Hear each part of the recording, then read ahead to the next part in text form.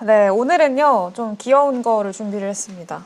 네, 오늘은 반려동물 관련한 섹터 테마를 좀 준비를 했는데, 사실 최근에 좀 잘 가고 있던 종목들, 좀 빈번하게 이제 좀 소개를 해드렸던 종목 중에 하나가 추이라는 종목이거든요. 네, 그래서 이게 어제도 사실 상승률 상위 5개 종목 중에 하나였었던 종목이기도 하고요.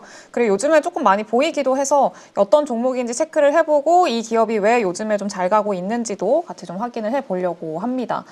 반려동물 산업 같은 경우에는요, 사실 앞으로 계속 커질 수밖에 없는 산업이라고 생각을 해요. 이게 최근에 연구 결과를 좀 보게 되면은 이제 점점 중국도 마찬가지고 미국도 그렇고 유럽도 그렇고 우리나라도 마찬가지인데 아기가 안 태어나잖아요. 그러니까 점점 저출산으로 이렇게 넘어가고 있는 상황이고 아기가 안 태어나는데 그 아기가 안 태어나는 대신에 사람들이 반려동물을 엄청 많이 키운대요. 네, 그래서 반사적으로 아이는 줄어드는 반면에 반려동물은 많이 늘어나고 있다라고 하더라고요. 그래서 중국 같은 경우에도 점점 그 반려동물 시장 자체가 굉장히 커지고 근데 그 커지는 속도가 아기가 안 태어나는 그 속도와 좀 비례한다라는 그 연구 결과도 좀 있더라고요. 네, 그래서 이제 그런 것들을 생각을 했을 때 앞으로 반려동물에 대한 시장 자체는 앞으로 점점 더 커질 거고, 그래서 관련해서도 계속 좀 주의 깊게 볼 필요가 있지 않을까 좀 그렇게 생각을 하고 있습니다. 그래서 일단 추이라는 종목 먼저 볼 거고요. 여기서 추이가 시가총액이 가장 작습니다. 네, 가장 작은 좀 소형주, 중소형주라고 소형주죠. 네, 소형주라고 보시면 좋을 것 같고요. 그리고 월마트가 사실 추이와 좀 경쟁하고 있는 반려동물 시장에서 경쟁하고 있는 기업이에요. 월마트는 아마 여러분들 많이들 아실 것 같은데 가장 큰 경쟁자이기 때문에 일단은 월마트를 좀 집어넣었고요. 그리고 마지막으로는 조에티스라는 기업인데 조에티스는 반려동물 시장에서 매출 대부분이 나는 반려동물에 완전히 좀 치중되어 있는 기업 중에 하나입니다. 근데 다른 추이나 월마트 쪽은 약간 뭐 식량 팔고 그리고 반려동물 용품 팔고 이러는 회사인데 조에티스는 조금 다른 게 반려동물 대상 시장이기는 하지만 이제 의약품을 판매를 하고 있는 기업이에요. 네, 그래서 조에티스 관련 해석까지 조금 보도록 하겠습니다. 시가총액은 월마트가 제일 크고요. 그 다음이 조에티스, 그 다음이 추이입니다. 네, 그래서 이거는 반려동물에 대한 지출이 증가하고 있고 반려동물 산업 성장률이 좀 늘어나고 있다라는 것들을 보여주는 지표인데 일단은 미국 내에서 특히나 오늘 또 보는 게 미국 주식이잖아요. 그렇기 때문에 미국 내에서 반려동물 시장을 좀 점유하고 있는 기업들을 대상으로 하고 있기 때문에 미국 내에서 반려동물에 대한 지출이 얼만큼 증가하는지에 대한 이제 그래프입니다. 그래서 보시다시피 2010년도부터 꾸준하게 좀 가파르게 증가를 하고 있고요. 본격적으로 사실 좀 그래도 나름 크게 가파르게 좀 진행이 됐던 것 중에 하나가 그 코로나 때였었어요. 그래서 코로나 때 어제도 살짝 언급을 해드리기는 했는데 코로나 때 사람들이 밖에 못 나가잖아요. 그러니까 집안에 갇혀 있으니까 이제 힘든 거죠. 힘들고 외롭고 막 그러니까 그때 반려동물을 입양하는 그 숫자가 굉장히 많이 늘었다고 합니다. 코로나 때. 네, 그래서 이제 코로나 때 갑자기 반려동물 산업이 좀 증가하는 그런 모습들이 보였었고요. 그리고 코로나가 끝나면서 작년부터 해서 조금씩 사람들이 집에만 있다가 밖에 나가 놀고 막 사람들도 다시 만나고 이러니까 반려동물 산업이 살짝 좀 성장세가 둔화가 됐었습니다. 매출이나 이런 측면에서 네, 살짝 둔화가 됐었는데 다시 최근에는 좀 회복세를 보여주는 그런 모습들까지 보이고 있다라고 참고를 하시면 좋을 것 같습니다. 그래서 이게 성장률의 어떤 좀 기울기의 문제인 거지 성장은 좀 꾸준하게 지속적으로 20년 넘게 이뤄지고 있다 정도 체크해 보시면 좋을 것 같아요. 그래서 지금 펫케어 산업 성장률 전망 같은 경우에도 국가별로 좀 차별화가 진행이 되는데 네, 차별화가 진행이 되는데 일단은 미국은 뭐 4.3%에서 지금 보니까 이게 2021년부터 26년까지의 평균 성장률 전망이거든요. 근데 미국이 한 4.3%인데 이게 작년 기준으로 했을 때는 그래도 한 5% 이상, 6% 정도 좀 나오는 것 같더라고요.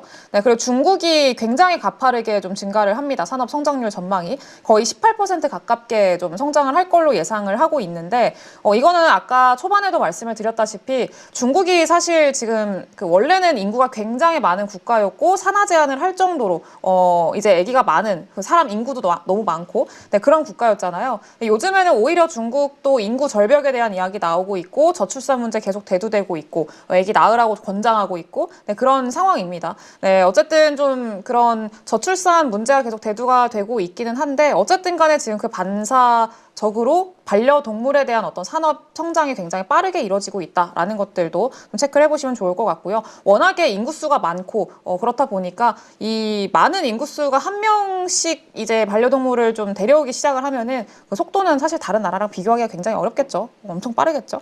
네, 그리고 브라질 같은 경우에도 마찬가지로 굉장히 높고 그리고 대만도 상당히 높다고 합니다. 네, 그래서 이렇게 좀 지금 국가별로 굉장히 좀 빠르게 성장을 하고 있는 상황이다라는 거 체크를 하시면 좋을 것 같고요. 그래서 추이를 좀 보자면 어제 사실 추이는 했었기 때문에 좀 간단하게 얘기를 하고 넘어가도록 할게요. 추이는 좀 온라인에서 판매를 하는 기업 중에 하나입니다. 그래서 반려동물 관련한 모든 용품을 판매를 하고 있고 뭐 식품이나 식량 이런 것들 그리고 뭐 반려동물 옷이나 뭐 이런 용품 같은 거 전부 다 포함해서 판매를 하고 있는 기업 중에 하나고요. 그리고 온라인으로 판매를 해요. 이게 그 또 조사한 거를 보니까 반려동물 시장에서 대부분의 사람들이, 그러니까 85% 이상이 온라인으로 구매를 한대요. 근데 사실 뭐 사료나 이런 것도 되게 무겁잖아요. 그래서 그거를 직접 가서 구매를 하는 것보다 온라인으로 이제 주문을 하는, 그래서 인터넷으로 배송을 받는 그런 경우들이 80% 이상이 된다고 합니다. 네, 그래서 이제 그런 것들로 봤을 때는 추이가 좀 긍정적이고 어느 정도 경쟁력이 있는 기업이다라고 볼 수가 있는 거죠. 그래서 CT 쪽에서도 활성 고객 수가 이제 좀 변곡점을 지나면서 늘어나고 있는 상황이다라고 말을 했었고요. 언급을 했었고, 로어링 키티 같은 경우에는 이거 밈코인 좀 주도하고 있던 인물이었었는데 이 로어링 키티가 추이를 매수를 하면서 밈코인화 되는 거 아니냐라는 그런 우려감이 좀 있었습니다. 근데 그런 우려감과는 좀 별개로 그래도 지금은 실적의 성장세나 이런 것들에 시장에선 더 초점을 맞추고 있는 상황이기 때문에 그 우려는 조금 넣어놔도 좋지 않을까라고 좀 생각을 하고 있습니다. 워낙에 막 대형주가 아니다 보니까 관련해서 좀 우려감이 있을 수도 있다라고 생각이 들기는 해요. 네, 그리고 자동 배송 서비스인 오토십을 통해서 안정적인 매출을 확보하고 있다라고 얘기를 하고 있습니다. 네, 그래서 이거는 뭐 자동 배송 서비스인데 이게 되게 그 현지에서는 좀 인기가 좋다고 하더라고요. 다시 찾는 그런 재구매 고객들도 많고, 그래서 고객 만족도 자체가 좀 많이 높았다라고 하더라고요. 네, 그래서 앞으로도 추이 자체가 이제 1인당 지출이 계속 증가할 거고, 그리고 어쨌든 그 반려동물 산업 자체가 성장을 할 거고, 그리고 뭐 광고 사업도 잘 될 거고, 뭐 해외 시장도 좀 이제 지금은 100% 미국 내에서 매출이 나거든요. 근데 해외 시장 진출할 거다라고 일단 얘기를 하고 있어서 만약에 그렇게 되면은 더 추가적으로 좀 기대해 볼 수 있을 만한 여지들이 충분히 있겠죠. 네, 근데 그런 단점이 없는 기업이냐라고 한다면 그거는 또 당연히 아닙니다. 단점도 있는데, 이게 아까 아마존이 아니고 월마트가 최대 경쟁사라고 말씀을 드렸었잖아요. 그러니까 원래 한 2022년도까지 코로나 때까지 추이가 사실 점유율 자체가 60%가 넘어갔었습니다. 그러니까 거의 좀 과점하고 있었고 경쟁력이 상당히 높은 그런 기업이었었는데 월마트가 새롭게 경쟁자로 좀 이렇게 떠오르면서 월마트도 좀 반려동물 사업에 이제 새롭게 좀 신규 사업도 진행을 하기도 하고 그쪽에 좀 초점을 많이 맞추고 있는 상황이기도 해요. 좀 넓히고 있고. 네, 그래서 월마트가 새로운 경쟁자로 떠오르면서 이 추이의 점유율이 60%대에서 50%대로 좀 줄었습니다. 그래서 이 경쟁이 좀 치열해지고 있고 이 안에서 점유율을 어떻게 다시 가져갈 것이냐에 대한 고민을 지금 좀 해야 될 것 같아요. 그래서 아마 주가 상으로도 지금 최근에는 분위기가 상당히 좋지만 살짝씩 좀 제한되는 모습들 보이고 있고 탄력도가 아직까지는 그렇게 많지는 않죠. 네, 그래서 그런 것들이 아마 그런 우려들이 지금은 좀 주가상으로 상단을 제한하는 그런 요인으로 작용을 하고 있지 않나 좀 그렇게 생각을 하고 있습니다. 일단은 내년도의 매출액 증가율이나 그리고 순이익 증가율 이런 것들이 굉장히 두드러집니다. 매출도 일단은 늘어날 건데 순이익단에서 증가세가 상당히 좀 두드러져요. 순이익 증가율이 700% 이상 늘어날 걸로 내년에 좀 기대를 하고 있고 EPS 증가율도 한 700%대로 좀 기대를 하고 있습니다. 내후년 같은 경우에는 또 살짝 이제 좀 둔화될 걸로 예상을 하고 있어가지고 이게 좀 수정이 되느냐 앞으로의 그 실적 상황에 따라서 가이던스가 다시 상향 조정이 되느냐 혹은 다시 축소가 되느냐 이런 것들에 따라서 조금 주가의 차별화는 진행이 되지 않을까라고 좀 생각을 합니다. 그래서 일단 요거는 계속해서 좀 팔로우하면서 체크를 해봐야 될 문제라고 생각을 하고요. 그리고 분기별로 봤을 때 이제 이 어닝이 굉장히 순이익 자체가 좀 많이 늘어나고 있는 것도 확인이 되시죠. 네, 그래서 요즘에 목표 주가를 상향 조정하는 뭐 시티 쪽에서도 목표 주가 상향하고 그리고 이제 그 투자 의견도 상향 조정하고 네, 이런 모습들이 최근에 있었다라는 거 참고하시면 될 것 같습니다.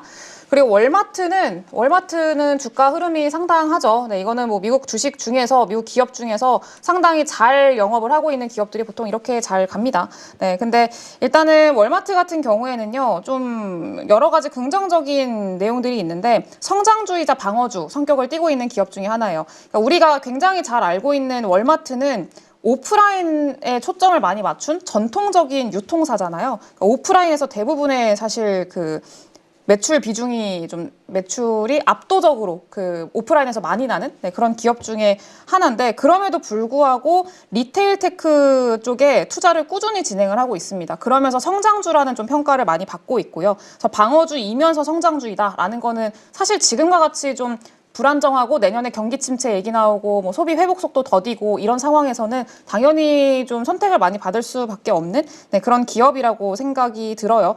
그래서 2017년에는 캐펙스 투자 중에서 공급망이나 기술에 대한 투자한 비중이 한 39% 정도였었는데 올해 기준으로 하니까 57%까지 늘어났다고 합니다. 그래서 공급망이나 기술 쪽에 투자를 굉장히 많이 하고 있다라고 보시면 좋을 것 같고요. 그리고 뭐 아마존이랑 조금 비슷한 것 같아요. 아마존이랑 같이 그 WFS라고 해가지고 그 풀필먼트 서비스가 있거든요. 근데 그것도 같이 좀 출시를 해서 네, 그렇게 AI 접목시켜서 좀 앞으로의 성장주로서의 어떤 동력을 좀 갖춰 나가고 있는 네, 그런 기업이다. 이렇게 보시면 될 것 같습니다.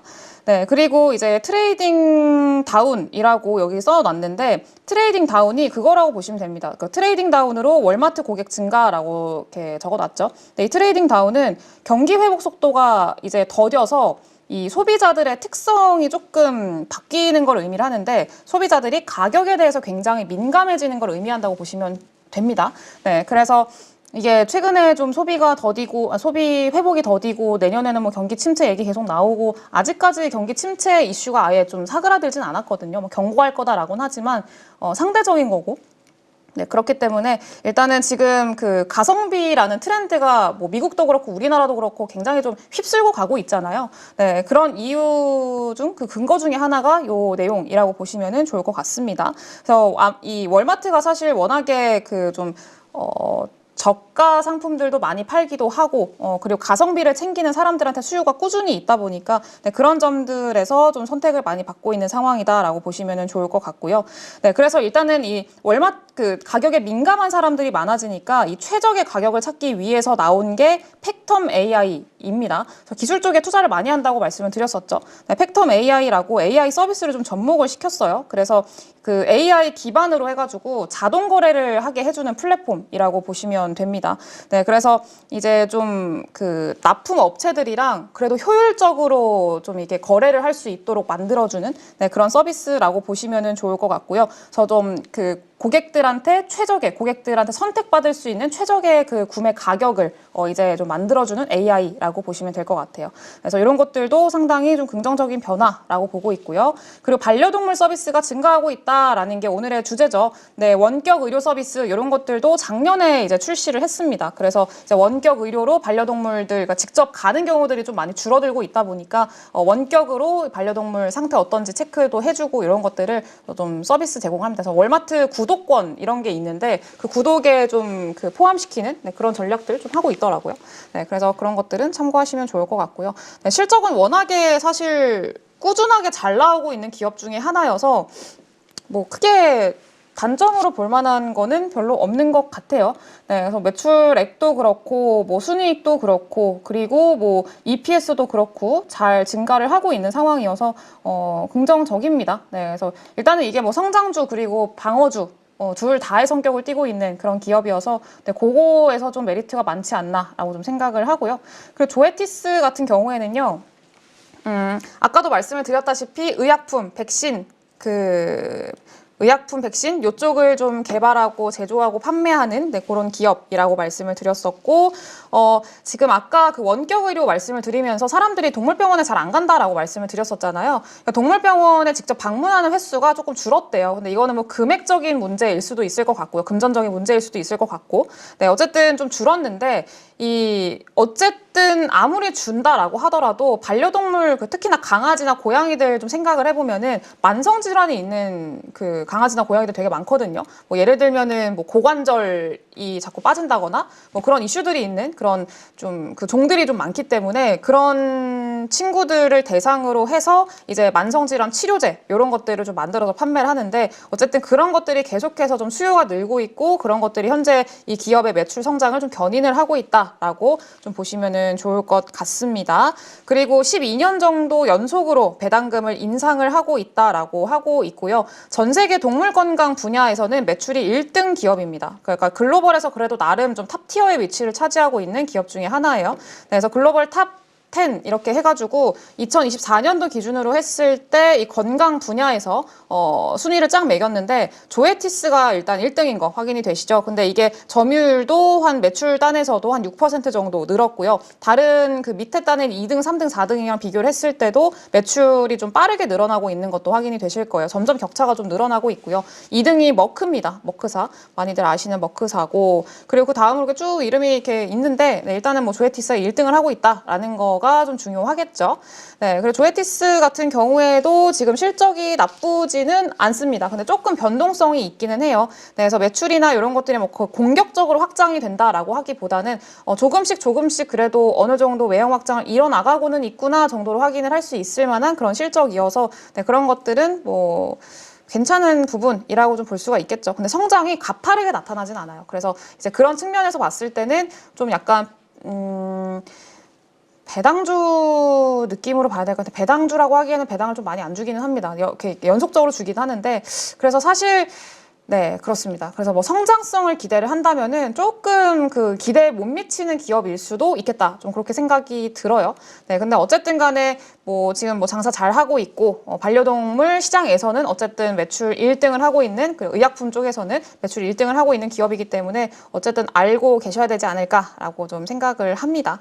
그래서 조에티스 관련해서는 이렇게 좀 말씀을 드리면 될 것 같고요. 꾸준히 뭐 성장을 하고 있다 정도로 체크하시면 좋을 것 같아요. 네, 그래서 오늘은 좀 귀여운 반려동물 관련해서 좀 말씀을 드려봤고요.